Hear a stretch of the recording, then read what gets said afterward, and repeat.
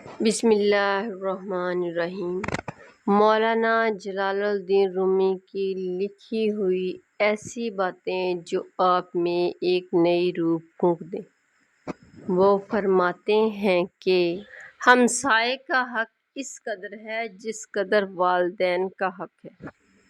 معرفت کا نشان یہ ہے کہ اس میں خاموشی بہت ہو۔ اگر کسی وقت بات کرے تو ضرورت کے مطابق کرے۔ علم یہ ہے کہ آپ کو معلوم ہو کیا کہنا ہے۔ حکمت یہ ہے کہ آپ کو معلوم ہو کہ کب کہنا ہے۔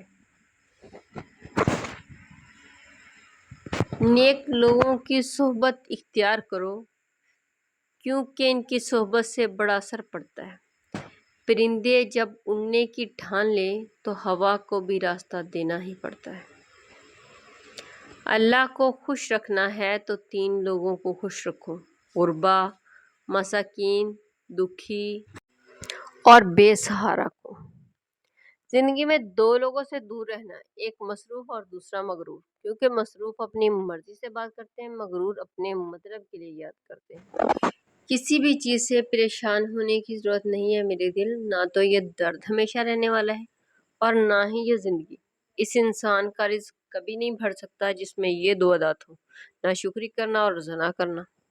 کم ظرف انسان دوسروں سے لیا ہوا ہیرا بھول جاتا ہے لیکن اپنا دیا ہوا پتھر بھی یاد رکھتا ہے۔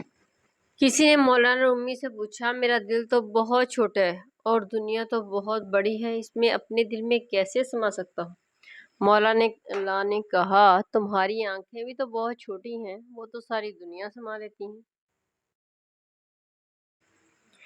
3 قسم کے لوگوں کو مسکرا کر دیکھا جائے تو رزق میں اضافہ ہو جاتا ہے: والدین کو، استاد کو، بزرگوں کو۔ جب تو مرض میں مبتلا ہوتا ہے تو اپنے گناہوں کی معافی مانگتا ہے، یہ اس بات کا ثبوت ہے تیری بیماری نے تجھے غفلت سے جگا دیا۔ جب دل کی آنکھ کھل جائے تو پھر تو ایسا سمندر بن جائے گا جس میں موتی پیدا ہوتے ہیں۔ سفر کی بدولت ایک غلام بادشاہ بن جاتا ہے۔ چاند بھی اگر سفر نہ کرتا تو اتنا خوبصورت نہ ہوتا۔ میں جانتا ہوں تم تھک گئے ہو، لیکن آؤ یہی راستہ ہے۔ تیرے سامنے دشمن اور ایک بے وقوف دوست کا ہاتھ ہو تو بہتر ہے تم دشمن کا ہاتھ تھام لو۔ ذہین انسان زندگی میں 3 چیزوں سے دور رہتا ہے: جوانی میں ہوس سے، بلوغت میں جھگڑے سے اور بڑھاپے میں لالچ سے۔ بعض تکلیفوں اور پریشانیوں میں انسان کے لیے خیر چھپی ہوتی ہے۔